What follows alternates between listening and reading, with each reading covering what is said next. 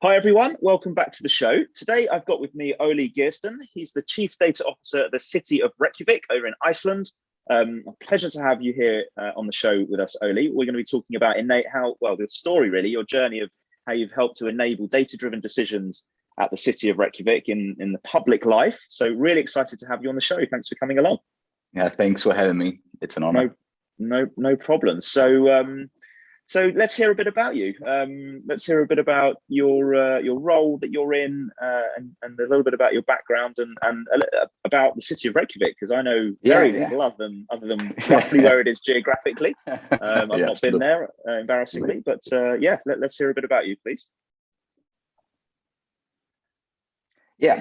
So my name is Óli, and I live here in Reykjavik. Reykjavik is the capital of Iceland. It's a fantastic city. It has its quirks and its charm. I was born and raised here, and I really relate to the city. I really see myself as being like a resident of Reykjavik. I live here, and I love that. Right. So my background is it's essentially in mathematics and statistics and machine learning. So I finished my PhD in mathematical statistics at the University of Iceland a few years back. After that, I was doing some consultancy work in data science for startups in Iceland and for various other companies. Then I went to software development with a company in Iceland called Alice Retail. After that, I was with Landsbankinn, which is the biggest retail bank in Iceland. I was there helping building a data science team as like a data scientist with some experience. But my recent role as the Chief Data Officer of Reykjavik, and that is a totally different thing. And I really enjoyed serving as the Chief Data Officer. So that's a really quick recap of my professional background. No, it's great. And I'm going to dip into some of that as we go through, because I think certainly your path to that sort of route you've taken and your background to becoming a Chief Data Officer is interesting. So I think we'll come back to that one. But let's talk about the agenda you have then at the City of Reykjavik. I think I spend quite a lot of time in talking to private sector organizations, public sector organizations, and not-for-profits and other things. But I'm really always interested and inspired by the way public sector organizations, and I'm finding in any country as well, think about data and how they're deploying it. And obviously the impact they're trying to make is so can be so transformational or impactful to whether they do good things or bad things to the citizens and individuals. Absolutely. And of course, we are all that thing. I'd be so fascinated by the agenda that you have there. So what's it all about? What are you trying to achieve? Yes, what a fantastic question. So I'm gonna start with my formal answer. So this is something that we've been working on.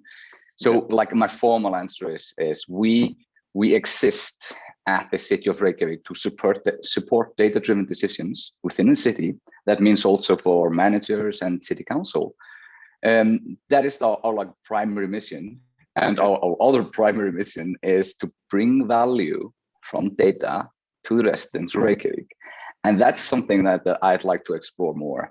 So this notion of bringing value to somebody, what does that mean?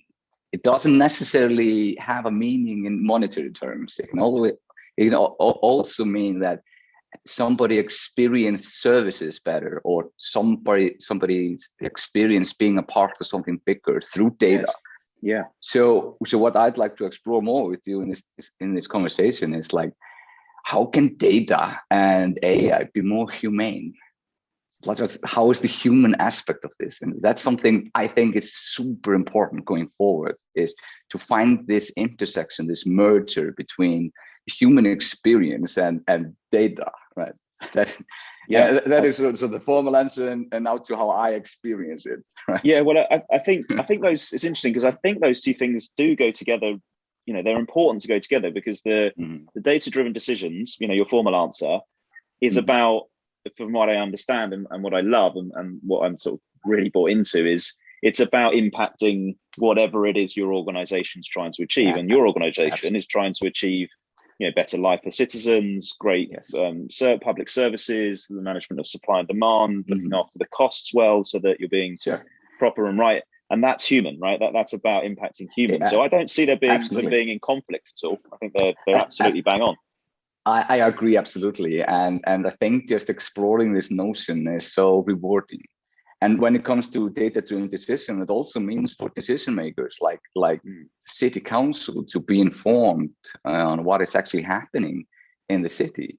And like we have this huge data project now that we can explore a bit later, revolving on how the COVID epidemic is affecting the citizens, both from an economic standpoint and also from social economic standpoint. And informing that to the city council and like analyzing it and boiling down to a story, something that is relatable, helps decision makers to make informed, operational and humane decisions. And do you assess the impact those decisions have on the citizens of Reykjavik?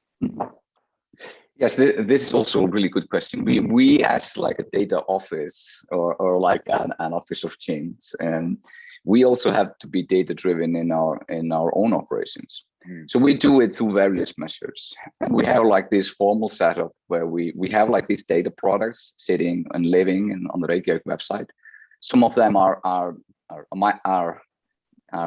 small and comfortable and supposed to address a certain problem. Some of them are bigger, but we measure traffic, and that is like, okay, if nobody is using it, then it doesn't really bring value to anybody. That I think that goes without saying.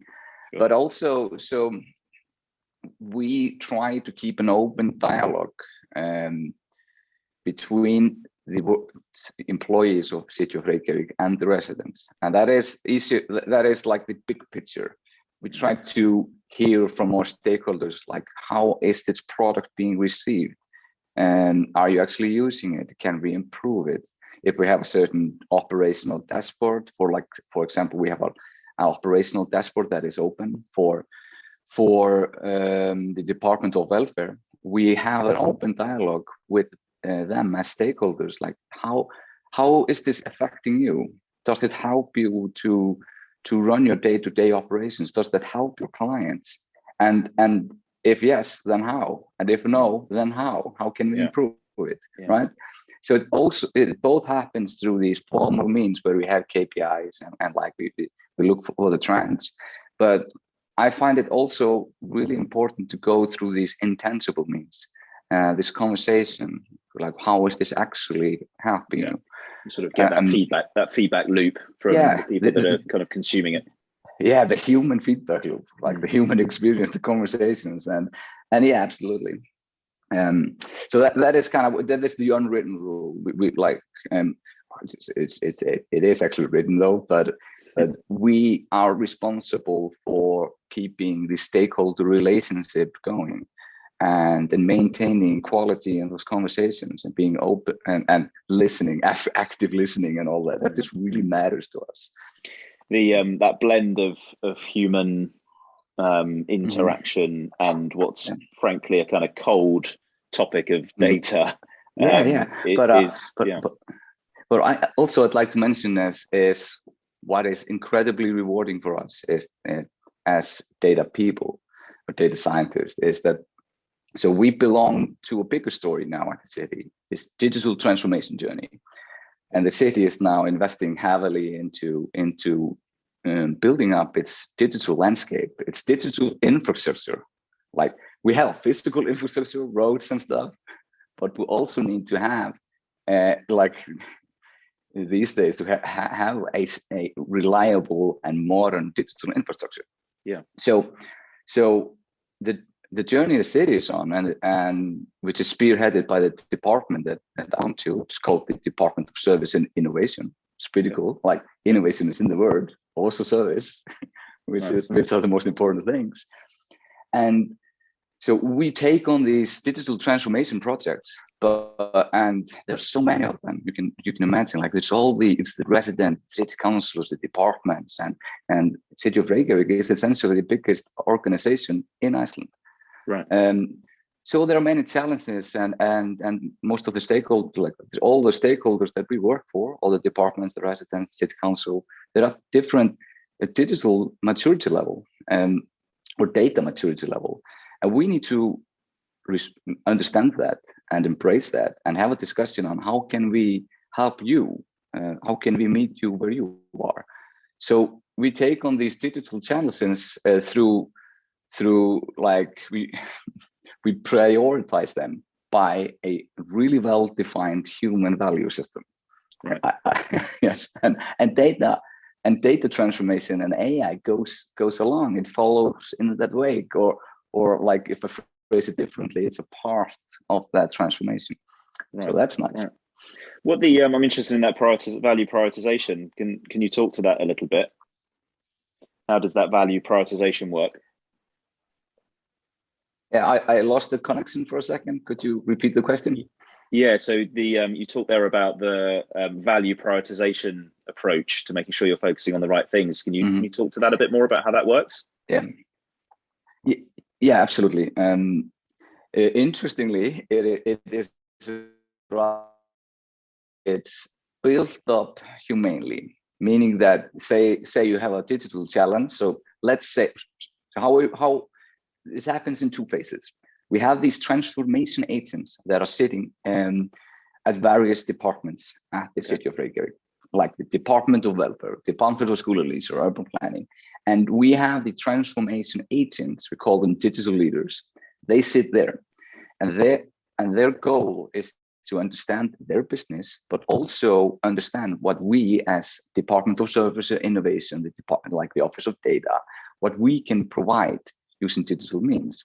So they have to be the bridge in the conversation. So that's the first gate. They have a conversation with their stakeholder, like urban planning. What are your challenges? And they push the first prioritization, like what is valuable for you, to them. But we also have a value, this prioritizing value system, like which goes a bit like this. Does this project, does it help us build up a more modern and more flexible digital infrastructure? Does it align with the goals, the policies that the city has committed to? Like we have a policy called the Green Plan, and that is quite extensive for the next several years, what we're trying to achieve as a community. And also, like, does it support equality for citizens? Does this have value for somebody? So we have this prioritization matrix, and all of these values have some meanings associated with that. So then they can have these formal yet informal conversations with their stakeholders, like what is the most valuable to you? Then they come with their top 5 challenges to the Department of Service and Innovation, and we have like this project council, very formal, but we try to act informally, and where we look at these projects and we score them with respect to that matrix. So it's data science. It's not very it's algorithmic, but it also has a human aspect to it because all the numbers and meanings. Then we score it, and we debate it, and then we reach a conclusion on, hey, we will go into this project, this transformation project, and then that goes to the third gate, which is the resource gate, like human resources. Like, okay, we need a data people, like a data specialist here. We need a front-end developer. We need a graphical designer. We need a change agent, and then we set up these agile teams that go and build up first product. Right. And so that's how we're working now. That we're trying to establish the setup during the digital transformation phase of the city.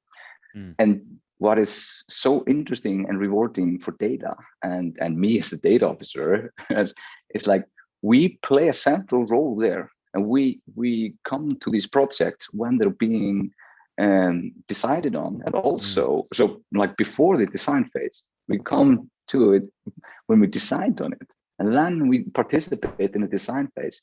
And we try to match, like, okay, this is a data project, and we try to match it with our data architecture, such that the products that we're building, they align with like common theme of our architecture. They align with the graphical look and design look we are building. Just it feels and breathes like Reykjavik. And the end goal is the residents or the user or the people that receive the services. The technology is invisible. They just get a fantastic product or fantastic service experience. And that's essentially what we are trying to achieve. Amazing. I love how integrated and collaborative that process is. Whilst there's sort of quite formal gates, actually what this is about is making sure you're focusing on the right stuff and also including the right people in that decision-making process. But also I think you're very focused on ensuring the kind of outcome it's not about digital or about data, it's about service, it's about engagement, it's about experience, and it's supported by digital or physical and the data products that you build. I think people can often kind of get quite precious about the data product as the thing, but actually the impact it drives and the resulting influence it has over the experience is really what's important. Yes, I exactly. I love the way you phrased it. I got goosebumps just hearing this. And that's what it's all about. We're building up, like, technology shouldn't be this omnipotent being that you have to like bow to. Technology should be in the background. It should be a couple of stars that you can look up to, and these tiny products that individually shine and bring forth a better service experience and addresses some social challenges that they put together. They form this fantastic constellation.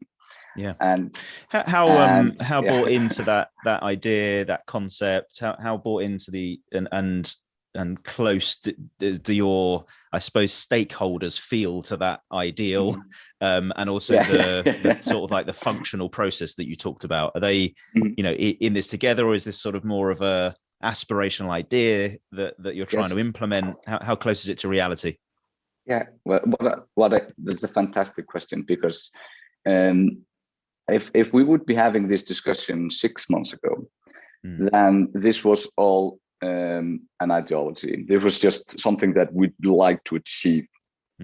But amazingly, and I say that with quite a lot of confidence, in 6 months, we have built up these processes. We have gotten the right people to join us, and we are getting, so just for like after summer break, we, like, all of these projects, these transformation projects, they're coming through this pipeline that I was describing earlier. And it just, and I'm one of the people that sit in the project council. It's very, I just like to have formal names as well, but I just feel the energy there. We get the stakeholders coming in, then the digital transformation leaders from the various departments, and they have like this like drive in them, that's passion for urban planning or for welfare, and I'm gonna state that this is starting to work amazingly. So now at least like the first two gates, now we have produced product, but we need to produce them faster. And so the production pipeline, it's being built up, and we have proof of like these proof of concept projects that have gone through the final phase. And now we want to tackle the big problems, but prioritizing a discussion, getting commitment, getting buy-in from departments executives and just the and also the middle management and the employees. I feel the buy-in we're getting there, and we I would even claim that we are there, especially in September after summer. And that's just something that I feel like there's something amazing happening. Great. Well, I think the one of the things that pops out there is kind of the amount of stakeholders you're engaging with. What who are the stakeholders? Are they mainly kind of your internal teams that you mentioned, city planning, or have you got external, central government or other sort of bodies that you support? So who are the stakeholders around the work that you're doing? Yes. Okay. I hope I remember all of them. We have like this.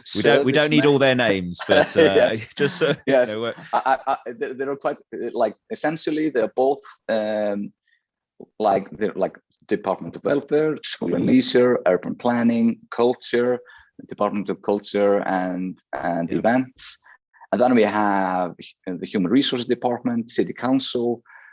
All of these departments, and they are also both the operation side of the city and the political side.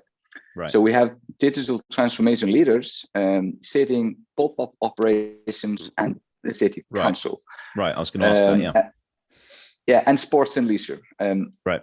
And so like sports and leisure is like they maintain the swimming pools in Reykjavik and they maintain various other fun things. But I'm so I'm just obsessed with swimming pool data these days, so I want to mention that particularly and especially. But yeah, so to boil it down, both the operational side and the political side, because we need to support the politicians. They need easy access to data and meetings and documents, and to have a debate on the various topics, and they don't have time to fight with technology. They can't spend hours and hours finding something in a document system or like information management system. We need to make sure their digital experience is frictionless. And I would even argue that's one of our main functions. Also for data, we need to present data to them for them to have a debate. Yeah. That's been in sharp focus during COVID. I think the ability to react and respond in a crisis. It's predicated on having good data and good information to base those decisions on. Otherwise, you're sort of shooting in the dark, really, aren't you? So I think it's become really clear that the data, the insight that's provided needs to give all the facts. It needs to present it in a way that means that the people that understand the politics, the finances, the impact they're trying to make on society, the ones that are ultimately responsible for the decision, are armed with the information that because it's not going to tell them the answer. They need to be armed with the information that can help them make that answer. So absolutely. Data-driven decisions. Back to your purpose and your reason for being. So that's all super exciting. We've touched a bit there on sort of where you sit within the department and service and innovation. How are you set up though? A bit more. I wouldn't mind digging into that a bit more. So you're the chief data officer. What is that role about? What are the responsibilities across the team? Sort of broadly, how are you set up? Okay, absolutely. So I'll give you a brief description on how the team is set up and how my role is. So how I function for them. And I feel like that's like probably my main purpose is to make sure that the data team excels. So the data office has a few responsibilities, and I normally describe them graphically in this data pyramid. Okay. I use this data pyramid to try to explain and try to describe like the areas of responsibilities for members of a data team. Right. So the data foundation is in 4 layers, and each layer supports the layers above. So the first layer is what I call data foundation. And the talent set that we need in the data foundation layer is sometimes called in the business, it's sometimes called data engineers. So data engineers are responsible for getting the data from various source systems into our domain. So at the city, we have I think we have more than 200 different types of source systems. It's probably even more. Right. And they are of various variety. And so they can be relational, structured, and well-maintained databases that are well documented and can handle a lot of load, and they can be Excel sheets. They can be IoT systems, and they can be gates at swimming pools.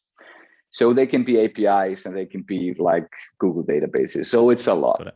Okay. So I think that's where like a like an organization like Reykjavik City differs from like banks or on financial institutions, that our data is of all varieties. Got it.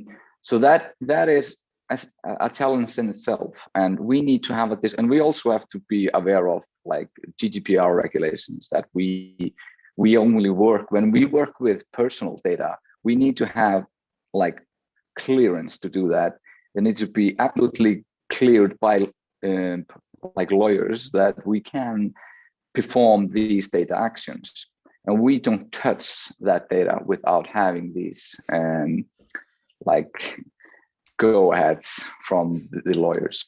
And what we also do is when we take personal data, and we of course code it and try to maintain it in a secure structure. Or we don't try to maintain it, we maintain it in an secure.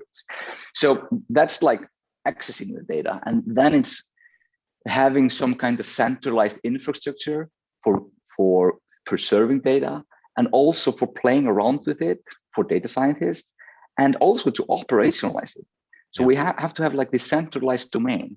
And in the business, that is often called the data warehouse. And I tend to use that word, but we are not building a relational database as a data team. That doesn't make sense for us as a city. Right. The responsibility for source data is on the stakeholders. They need to maintain their data, but we can take it in, we can build operations on it. Right. So what we're building up is more like a data lake / data mesh structure. So if I use more lingo, and there are various reasons that why we chose that architecture. But all right, so it's data foundation. So we can have a debate on how to do data foundations for days. Yeah, for sure. But once you have those, access to data, or a centralized data environment where your data scientist and your data ops people can play around and operationalize data, then we go to the second layer, which is data science. And data scientists, we also have data scientists at the data office. They are more like, so this crazy intersection between statistics, mathematics, and being an artist, right? And I'm not kidding, right? You have to have insights into what the data is saying. Then you have to have the know-how to apply the correct models. And the correct models are sometimes just aggregations and calculating means and displaying it in a graph. Yeah. But sometimes the correct model are machine learning models, and sometimes the correct models are models from a statistical world, like the classic statistical like spline models. And we have a model like that in operations. But we have certain principles there. And I'm really I'm of the opinion that when you're working for a city, especially if you have all this responsibility for data and explaining data correctly, then you need to adapt models that you understand and are explainable. So I would rather go for explainable model than black box models. And also that's a debate. There's many days debate on whether that makes sense or not. It makes sense for us. Yeah. And then sorry, just on that one, you called data science layer, but I think you articulated that not all problems are solved by data science. So that's sort of the broadest term of getting some sense out of the data that you've constructed in the foundations layer. Absolutely. That may be a dashboard with some graphs, that may be a machine learning model, and anything in between. Yes. But okay, cool. Absolutely, and correctly assumed that we talk about data science as a like the superset of many things. And when I have a discussion with our data scientists, like, hey, don't have the expectations that you're going to be training machine learning models all day. We are not going to do that. We might do that, but you also have to be aware of that the simplest path forward is probably the best one. So Occam's razor and all that. Simplest explanation is probably the correct one. Right. And it's also an argument for time to market and time to value. Can't be training like, all right, then it's the third layer. And I find that to be incredibly important. nowadays and recently, to expose your work, to build products, to build like a service experience, build something for somebody. We call that, and I think it's normally called this. Seen some white papers on that. It's called data ops, data operations. What we call data ops is essentially, hey, we want to build a interactive dashboard that doesn't look like a dashboard. It looks like a web page, and we expose it on the Reykjavik.is web. Hey, we're going to build up this election dashboard where you can go and hammer in where you live, and it tells you where you should go and vote. We had like parliament elections last weekend, right? And all of these things. We also have like a calendar for trash bins. Like, when is your trash bin gonna get emptied? And there's no machine learning there. Like, we don't just have data on when your trash is gonna get emptied, right. And we have it temporally and spatially based. So so you can go there and hammer in your address, and you can see that, hey, your bins are going to get emptied this week. Don't worry, everything's going to be fine. Right? That's the problem. I hope that's not a data science problem, that one.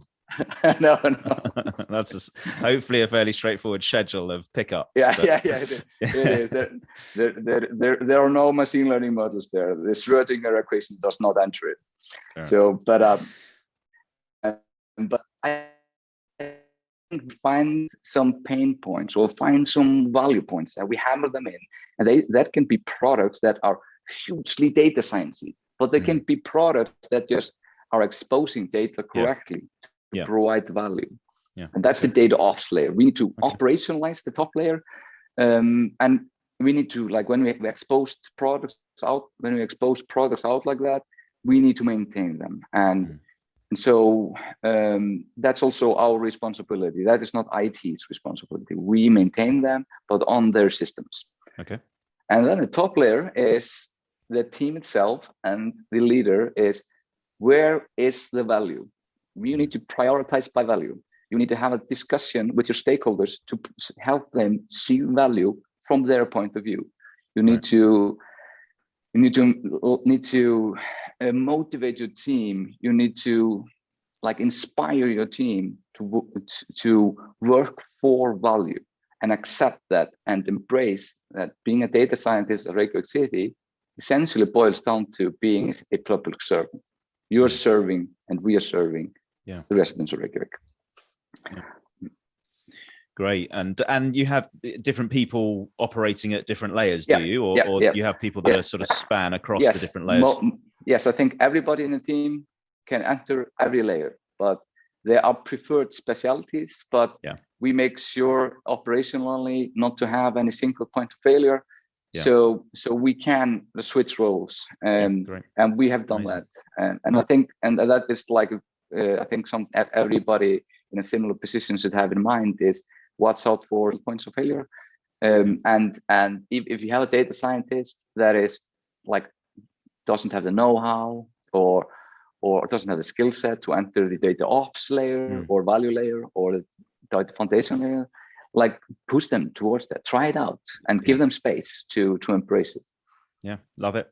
What really fascinating there, and your style and approach is refreshing. I must admit. What's your sort of path been? I know you gave a very quick kind of here's the jobs I've had, but what's the kind of, I suppose, almost, psychologically, what was your thinking behind moving into being a chief data officer? What was your route to do that? What made you get into it? Really interested to hear about that. That's a really good question. So I've been fortunate enough to really enjoy all my past works. Like when I was working with the bank, I thought and still think that was an amazing place to work for.